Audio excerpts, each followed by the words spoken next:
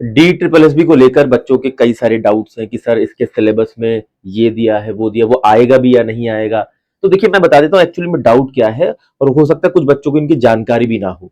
ठीक है, देखिए डी ट्रिपल एस बी ने अपने सिलेबस में मेंशन किया कि वो 200 क्वेश्चन पूछेंगे, 100 नॉन टेक के हैं, वो 5 सब्जेक्ट दिए हुए हैं। ठीक है ना, तो 20-20 सवाल इन टोटल आपसे पूछे जाएंगे, general awareness, reasoning, aptitude, Hindi और इंग्लिश को। अब इसको कहीं ना कहीं से बच्चे तैयारी अपनी कर रहे हैं, लेकिन प्रॉब्लम आ रही है कि भाई आपका जो अप्लाइड फिजिक्स वाला पार्ट है, जो टेक्निकल में 100 सवाल आएंगे उसमें, ठीक है ना, फिर applied chemistry, applied mathematics, applied mechanics, ठीक है ना, बेसिक इलेक्ट्रिकल, बेसिक मैकेनिकल। अब ये कुछ ऐसा पार्ट, बाकी तो सारा वही सिविल इंजीनियरिंग का सारा पार्ट है। ठीक है, और उसमें भी बिल्डिंग कंस्ट्रक्शन का पार्ट भी है, चलिए वो भी आपको पढ़ने को मिल जाएगा क्योंकि मेरी बहुत सी क्लासेस उसके लिए अवेलेबल है। लेकिन इसके लिए क्या करें? ठीक है ना, देखिए मैं आपसे यही कहूंगा कि हो सकता है कि आप बहुत सारी ऑर्गेनाइजेशन में पढ़ते हो सकता है आप पीडब्ल्यू में पढ़ते हो सकता है टेक्स्ट बुक में पढ़ते हो सकता है अड्डा में पढ़ते हो सकता है किसी भी XYZ आप मतलब प्लेटफॉर्म पे पढ़ते हो। जिस भी प्लेटफॉर्म पे आप पढ़ते हैं तो वहां पे रिक्वेस्ट जरूर डालिएगा कि भाई अगर आप उसका कोर्स हमें प्रोवाइड कर रहे हैं, ठीक है, तो उस कोर्स के अंदर आप applied physics, applied chemistry, applied mathematics जैसी चीजें जरूर पढ़ाएं, क्योंकि वरना इस कोर्स लेने का कोई मतलब नहीं बनता आप लोगों के लिए। ठीक है ना, जब तक आपको वहां से कंप्लीट स्टडी नहीं मिलती है। ठीक है, अच्छा एक पॉइंट ये हो गया। दूसरा मैं एक चीज ये कहूंगा कि देखिए अभी आप कई बच्चे कह रहे हैं कि सर आप इसकी क्लास देखिए, हालांकि ऐसा नहीं होता कि कोई भी टीचर कोई भी सब्जेक्ट पढ़ाना शुरू कर दे। ठीक है ना, ऐसा अगर होगा तो अल्टीमेटली आपको अच्छा कंटेंट नहीं मिलेगा, अच्छी एक्सपर्टीज नहीं मिलेगी, और वो आपके लिए कोई फायदेमंद नहीं है। ठीक है ना, अब जैसे कि अगर आप ये कहेंगे कि सर आप ही ऐसा करो, बेसिक इलेक्ट्रिकल और बेसिक मैकेनिकल पढ़ाना शुरू कर दो, ठीक है, तो मुझे लगता है कि एक अच्छा आइडिया है। ठीक है ना, इसमें आप ये कर सकते हैं कि आप हो सकता है किसी इंडिविजुअल चैनल को फॉलो करते हो या आप ऑफलाइन में पढ़ते हो, तो जहां भी आप पढ़ते हैं वहां पर सिविल के साथ साथ इलेक्ट्रिकल मैकेनिकल की क्लासेस भी होती होंगी। ठीक है, तो आप उनके टीचर्स को रिक्वेस्ट कर सकते हैं कि ये जो टॉपिक्स हैं ये बहुत ज्यादा डिटेल में ना जा करके, ठीक है ना, एक बार आप इसका प्रीवियस ईयर पेपर देख लें। अच्छा एक अच्छी बात क्या है, अगर आप डी ट्रिपल एस बी की वेबसाइट पर जाएंगे, ठीक है ना, तो इन्होंने क्या कर रखा है, अगर आप थोड़ा सा यहां पर जाएंगे तो क्वेश्चन बैंक बना रखा है, और क्वेश्चन बैंक में जाकर के आप यहां पर सिविल लिखिए बस।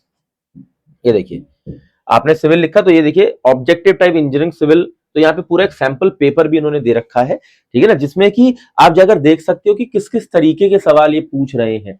हालांकि मैं बता दूं डी ट्रिपल एस बी का पेपर बहुत मुश्किल नहीं आता।